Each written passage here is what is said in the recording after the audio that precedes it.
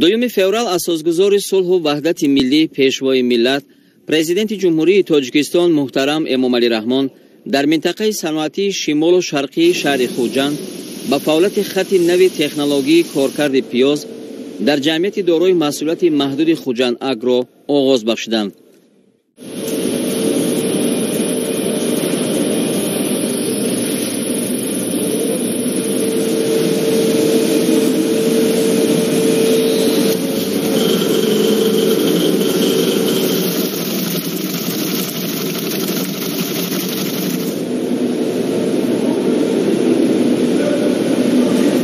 سمت اساسی فعالیت جمعیت این کارکرد و بند و بست میوه و سبزیجات و خشکانیدن آن بوده.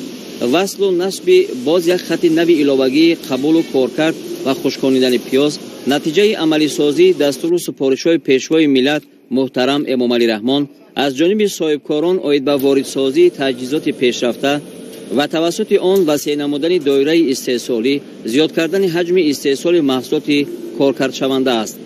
ضمن شناسایی با جریان پیاز را کارکرد و خشک نماید. برای این دستگاه و تجهیزات از کشورهای اروپا، فدراسیون روسیه و جمهوری مردمی چین وارد کرده شده.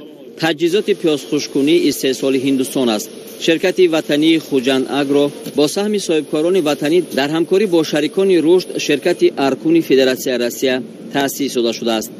برای وارد و نصب تجهیزات پیاز خشککنی 450,000 сомонӣ маблағҳои сармоявӣ харҷ гардиданд.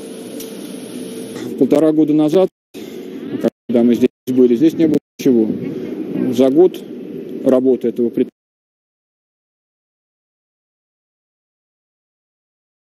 طبق تکنولوژی‌ها پیاز قبول، شسته، تازه، سره و از پوست جدا کرده شده. وابسته به حجم و اندازه ریزه و در 60 درجه گرمی خشکانیده، بندوبست و به صادرات آماده کرده می شود. سبزیجات از جمله پیاز از خواجگی‌های دهقانی و کشاورزی منطقه‌های ولایت سوخت وابسته به طلبات خریداری می‌گردد. سپارشی محترم جناب عالی اون بود که یک تجهیزات نو برای کارکرد پیاز وارد کنیم و کارکرد همین پیاز رو براهمانی ما وارد کردیم کارکرد کرده شدیم. امکاناتی تاجیکستان خیلی بسیار از سبزیجات بسیار است، پیاز هم بسیار است. ما خریداری کرده هستیم. اساساً خریداری کرده هستیم سبزیجات از ولایت خاطلان، انواع بابجان غفور، سپیتمن و خواجگی‌های دهقانی ولایت سود خریداری کرده ذخیره کرده هستیم برای سالانه منتظم کار کنیم و محصولاتی که ما کار میکنیم همش پورا به صادرات روانه کرده شده است. با بنیاد خط نو ایلاوگی شماره کارمندان در کارگاه خوجند اگرو به 70 نفر رسیده. موضوع میانه معاش 1500 سومانی را تشکیل می‌دهد. کارمندان متخصصان اساساً از همین محل بوده، اکثرشان از حساب زنان و دختران میباشند. سال به سال زیادشوی تعداد چنین کارخانه‌های ساحه صنعت سبک از تدبیرهای سودمند است که در شغلناکی اهالی مساعدت می‌نماید. زیاده ما 20 نفر زنهای دخترها در همین کارخانه با کار تامین هستیم. رحمت به جناب عالی که همیشه غمخواری ما هستند. ما زنان و دختران و اهل همین کارمندان همین کارخانه خیلی خرسند هستیم که جناب عالی بار دوم به کارخانه ما تشریف آوردن. با دستگیری های جناب عالی همه کارخانه ها گشاده شده ایستاده و ما زنان و دختران با جای کار تامین گشتیم. منتدار خود را به پیشوای ملت جناب عالی محترم امامعلی رحمان بیان میکنیم.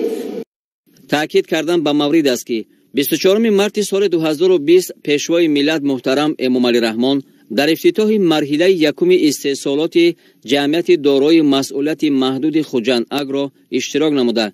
آید به وسیع سازی دایره استحصالی، افزود نمودن حجم کارکرد استحصالی و به این وسیله افزایش دادن حجم استحصال محصولات نهایی به صادرات نگرانده شده دستور و سپارش‌ها داده بودند.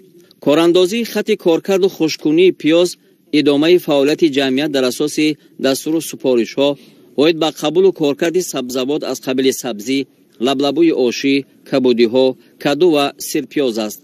این اقدام الحال نخستین بوده برای محصولات کارخانه سبزیجات خشک‌کننده در بندوبست خاصه طلبات در بازار خارجی مثلا فدراسیون روسیه کلان است. در اساس دستور و هدایت‌های پیشوای ملت صاحبکاران و استحصال کنندگان ولایت سوخت به استاندارد جهانی مطابق نمودن صفت و ترکیب، نمود، بند و بست و تمغه‌گذاری توجه ظاهر نموده مال و محصولات کشاورزی را موافق طلبات بازار جهانی آماده و صادرات می‌نمایند. صاحبکاران ولایت سوخت در اساس نشاندادهای برنامه‌ای پیام‌های پیشوای ملت، برنامه‌های حکومت جمهوری تاجیکستان و با استفاده از امتیاز و سبکی‌ها که حکومت جمهوری بر رشد صاحبکاری استحصالی وارد تکنولوژی‌های معاصر جاری نموده است، کارخانه‌های کارکرد نهایی محصولات کشاورزی را با استفاده تکنولوژی‌های جهانی تأسیس می‌دهند. اقتدارهای استحصالی ولایت سوخت در زمینه این دستگیری‌ها افزایش یافته، سهم صاحبکاران در تطبیق هدف چهارم ملی صنعتی کنانی با سرعت کشور نظررس ارزیابی می‌گردد. در همین جا پیشوای ملت محترم امامعلی رحمان با نمونه محصولات استحصالی کارگاه کبیر خوجند که به نمایش گذاشته شده بود شناخته شدند.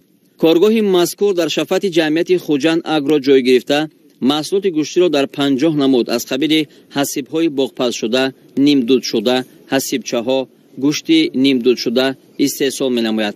جمعیت محصولات گوشتی را با نام‌های تاجیکی پهلوان، اعلی طعم، بامزه، پالوانچه، نوروزی و غیره پیشنهاد بازار استعمالی می‌نماید که در بین مزاجان طلبات زیادی دارد. کارخانه در زمینه دستگیری‌های دولتی صاحبکار وطنی و استفاده از امتیازهای پیشنهاد شده با آموزش بازار داخلی از جانب صاحبکاران محلی ایوب عبداللهیف و ظفر مقصودجانوف در همکاری با شرکت‌های با نفوذ اروپا و روسیه، استرالیا، اوکراین تأسیس شده است. در کارخانه 50 نفر با جای کاری دائمی تامین بوده معاش خوب می‌گیرند.